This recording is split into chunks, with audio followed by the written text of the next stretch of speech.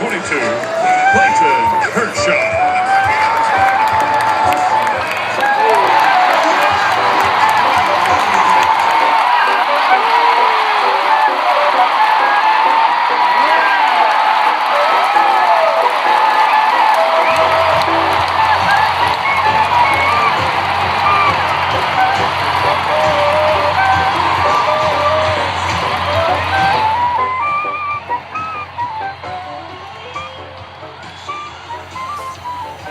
Hello, my name's Seymore Stoll, and I started collecting baseball cards when I was a little boy. I was 8 years old. When I was 14, I got a card of Sandy Koufax, and I showed it to my father, and he told me, "That's really great, but why don't you get a card of every Jewish player who ever played in the major leagues?" And I sort of laughed, and I said, "Well, this will be pretty easy. It'll take me a couple weeks, a month, 2 months tops." And little did I realize it would take me 45 years to finish up the collection.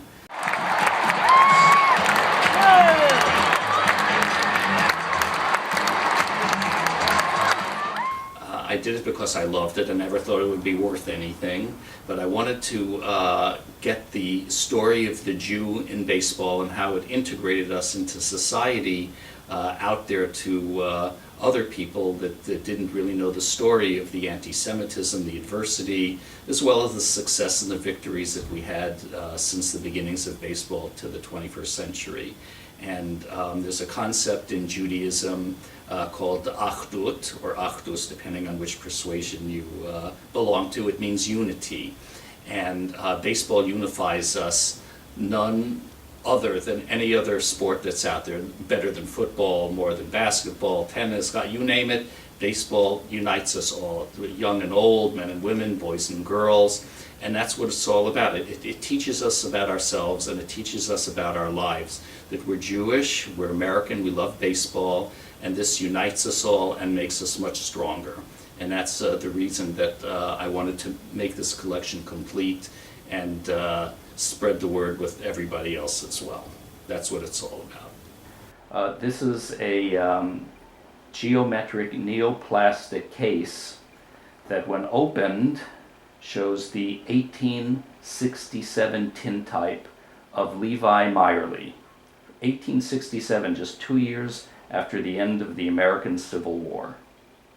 But you know, I forgot to tell Jim, but you can trace the evolution of the game through the hairstyles and the uniform and the equipment in these tintypes, and see how the game has evolved from 1867 to the game that we have today. Everyone would say Koufax, but Sandy didn't get to pitch for many years. Right. And as long as we're talking about Sandy Koufax, yes, a couple of things. It's long been maintained by certainly Sandy Koufax. He came up and he was a bonus baby. He actually took Tommy Lasorda's spot on the roster, and he was forced on the team when Walter Alston was the manager. And Sandy Koufax would pitch a great game, and Walter Alston, who there were some claims he was not the friendliest person to our people, would sit Koufax for several weeks and then pitch him again. He'd be wild, and Sandy always maintained if he had, I think about half of his career, he was not that effective, and then the last 6 years he was the dominant pitcher everyone remembered. But he feels if Walter Alston had just put him in the rotation and let him pitch, he would have been able to, become more dominant much faster. Because that 8 years might have been 4 years, and he never got that opportunity. You're correct. In fact, most of the historians and documentaries will tell you that Walter Alston wasn't really that enamored with Koufax because he was a bonus baby. Right. Everybody hated the bonus baby then because that meant that you couldn't be sent to the minor Correct. leagues. You had to stay with your major league team.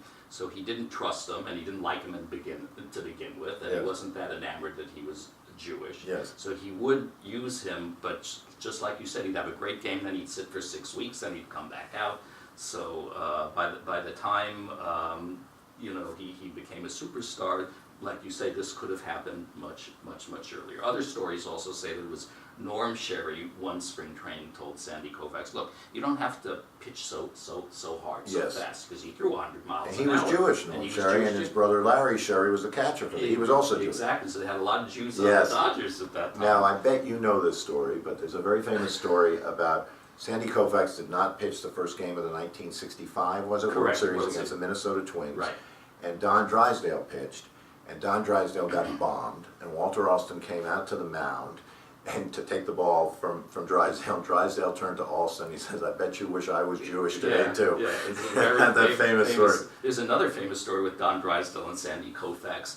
You know, the Dodgers in those days, they were a dominant team, but their offense was really Yeah, weak. they didn't score much. So what would happen is Maury Wills would walk. Yes. He'd steal second. Right. He'd go to third on a ground ball Right. from Jim Gilliam, and he'd score on a sacrifice. Correct. So the game would end 1-0. Yes. Now in those days, and they do it today as well, if you were pitching in an away game, the team would send you out to the city that they were going to go to, so That's you would right. have rest. That's right. So Don Drysdale was scheduled to pitch the next day in Pittsburgh.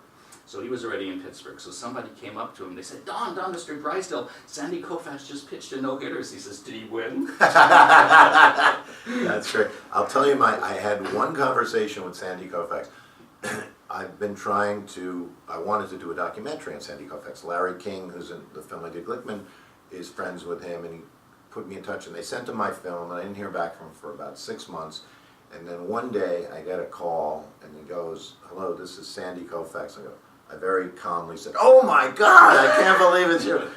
And he said, "I have no interest in being a documentary because he's so intensely private." Right. And I respected his privacy, but I told my friends it was the greatest rejection phone call I ever got in my life. Sandy Koufax personally called me to tell me, "Don't make a documentary about me." You know, there's another thing while we're talking about him, I just want to get... From Hank Greenberg to Jackie Robinson, learn the stories of baseball's barrier breakers and changemakers at the National Museum of American Jewish History's exhibition, Chasing Dreams, Baseball and Becoming American. Featuring more than 130 rarely seen objects, Chasing Dreams is the first large-scale exhibition to focus on the role our national pastime has played in the lives of immigrant and minority communities seeking to understand or challenge American culture and ideals. Chasing Dreams at the National Museum of American Jewish History.